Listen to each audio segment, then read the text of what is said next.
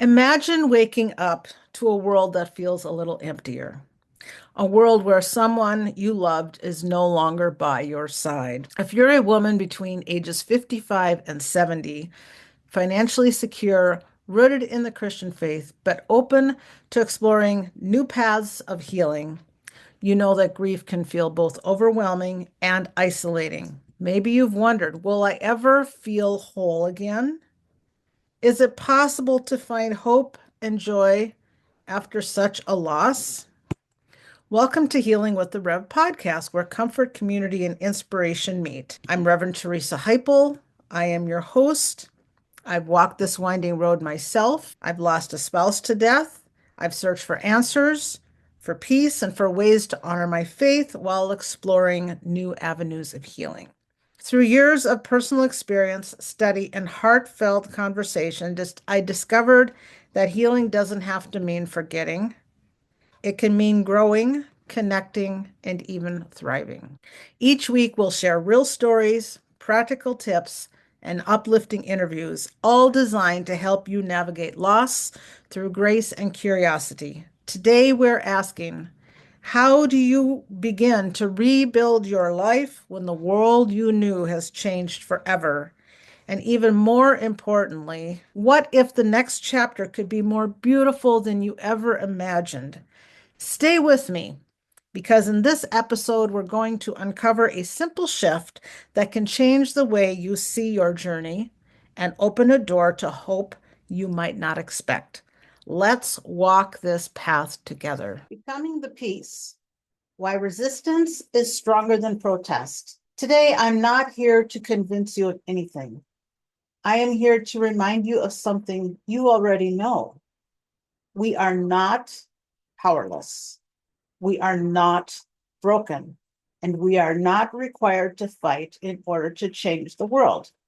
We have been taught that change comes from opposition, that justice comes from resistance, that peace comes after the battle. But what if peace is not the reward? What if peace is the strategy? John 14:27 says, "Peace I leave with you. My peace I give you. I do not give to you as the world gives. Do not let your hearts be troubled, and do not be afraid." I stand before you as an ordained minister with a seminary degree, a Reiki master, and a shaman. These are not three separate paths. They are one truth spoken in three languages. Spirit moves where love is present. The Great Soul Awakening, Transforming Pain into Purpose and Healing Your Soul at its Core by Reverend Teresa Heipel, Master of Divinity Counseling. The Great Soul Awakening is going to bring you profound healing of deep-seated wounds or traumas, understanding your unique mission or purpose for this lifetime, and embracing transformation. The state of the soul today is traumatic. We have grief. We have grieving. We have loss of self, toxic relationships, addictions, betrayal, loss of status, spiritual crisis. But spiritual crisis is a form of identity crisis where an individual experiences drastic changes to their meaning systems, like their unique purposes, goals, values, attitudes, and beliefs, identity, and focus, typically because of a spontaneous spiritual experience. A spiritual crisis may cause significant disruption in psychological, social, and occupational function. Your soul is calling you. Are you listening? You feel unfulfilled, repeating emotional patterns, seeking deeper meaning in life, experiencing restlessness.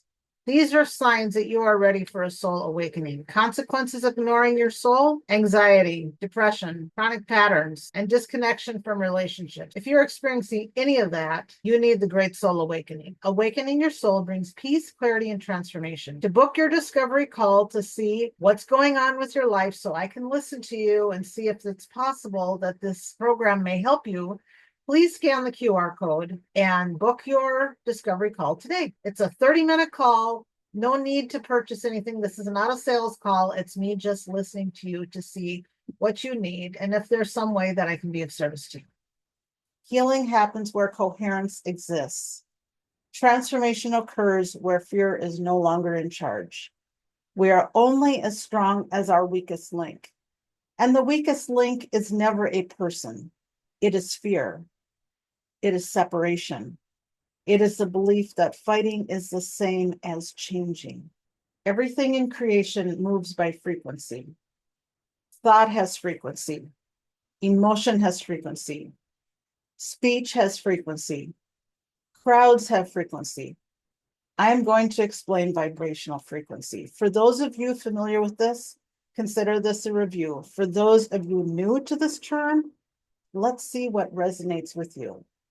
This may explain a lot of things that had happened in your life or those around you. Vibrational frequency in humans is a concept that appears in two distinct contexts: the mechanical resonant frequency of the physical body and the metaphorical energy vibration often discussed in spiritual and wellness practices.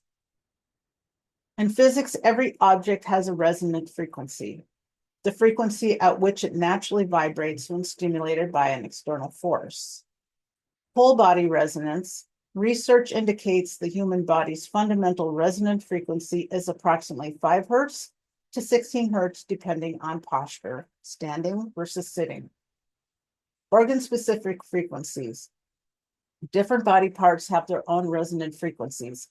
For example, the head and neck are sensitive to vibrations around 4 to 8 hertz, while human fingers resonate between 125 and 300 hertz. Impact on health. Prolonged exposure to mechanical vibrations at these resonant frequencies can lead to discomfort, stress, or even physical damage, like white finger syndrome in workers using power tools. In many alternative health circles, vibrational frequency refers to a more abstract bioelectromagnetic field. These claims often lack rigorous scientific peer review, but are widely utilized in sound therapy and holistic medicine. The 62 to 70 megahertz range. A common claim in these practices is that a healthy human body vibrates between 62 and 70 megahertz. It is suggested that when this frequency drops below 58 megahertz, the body becomes more susceptible to disease. Brainwaves. Neuroscience measures the electrical activity of the brain and frequency known as brainwaves. Delta, which is 0.5 to 4 hertz, is deep, dreamless sleep. Theta, 4 to 8 hertz, is deep relaxation, meditation, or REM sleep. Alpha, which is 8 to 14 hertz, is a calm, relaxed state. Beta, 14 to 30 hertz, is active thinking, focus, and problem solving. Emotional vibration. In this context, positive emotions like joy, love, and gratitude are considered high frequency, while negative states like fear or anger are considered low frequency. Practitioners often recommend specific activities to elevate these energetic states for improved well-being. Sound healing. Listening to specific frequencies like 432 hertz, associated with peace, or 528 hertz, associated with cellular repair. Mindfulness and meditation. Practices intended to shift brain states from high-stress beta waves toward calming alpha or theta waves. Earthing. Walking barefoot on the earth to discharge static buildup and align with the earth's natural frequency. Schumann resonance is around 7.83 hertz. Healthy diet. Consuming fresh organic foods is believed to provide high vibrational energy compared to processed foods. Protest is not wrong, but protest is reactive energy. It arises from what we oppose. And whatever we oppose, we must keep alive in our awareness. When we say anti, we make space for the thing to remain. When we say pro, we become the replacement. Energy does not eliminate. Energy replaces. Energy follows attention. Energy multiplies where emotion lives. Light does not fight darkness. Light replaces darkness. When we are anti-ice, ice must exist for our identity to remain intact.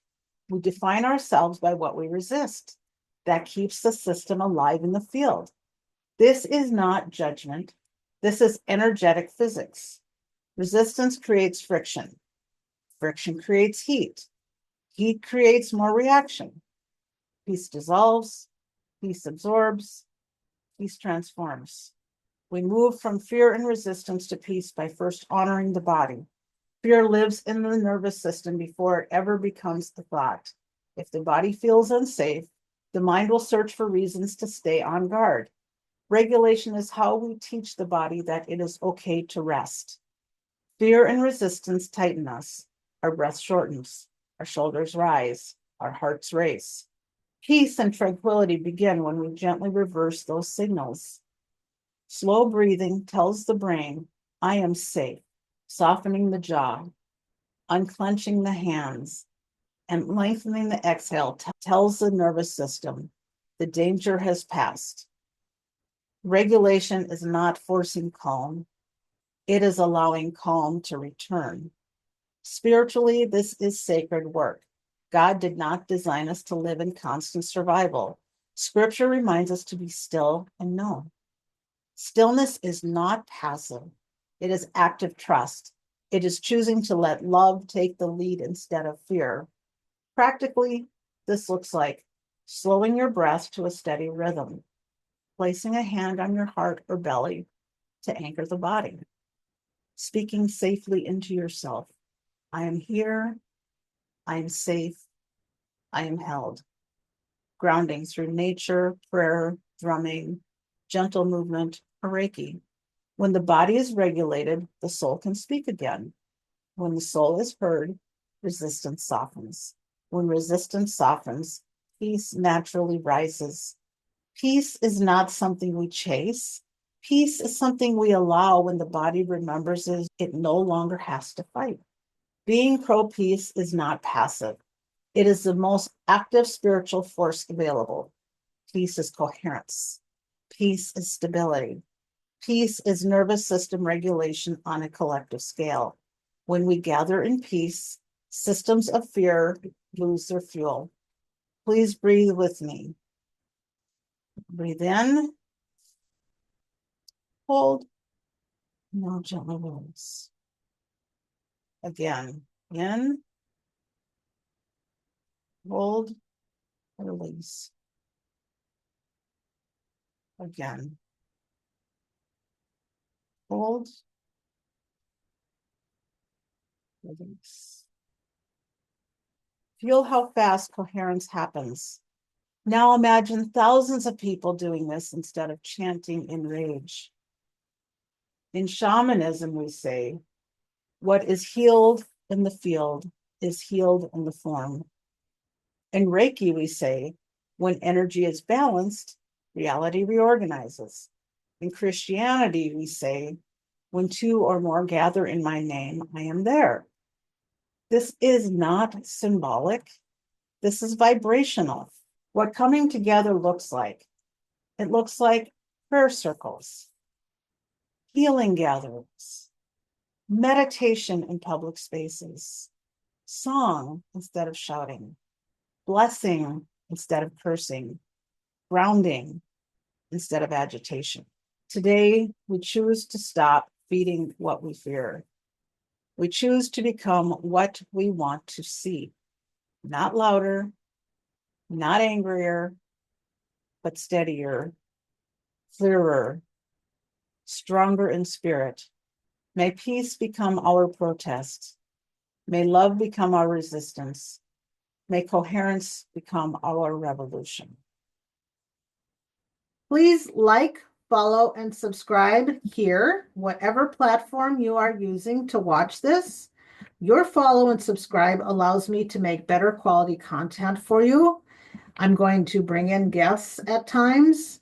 We're going to impact more lives who are suffering from loss and grief. If you think of someone you'd like to share this with, please do so. It will serve them to their highest and greatest good.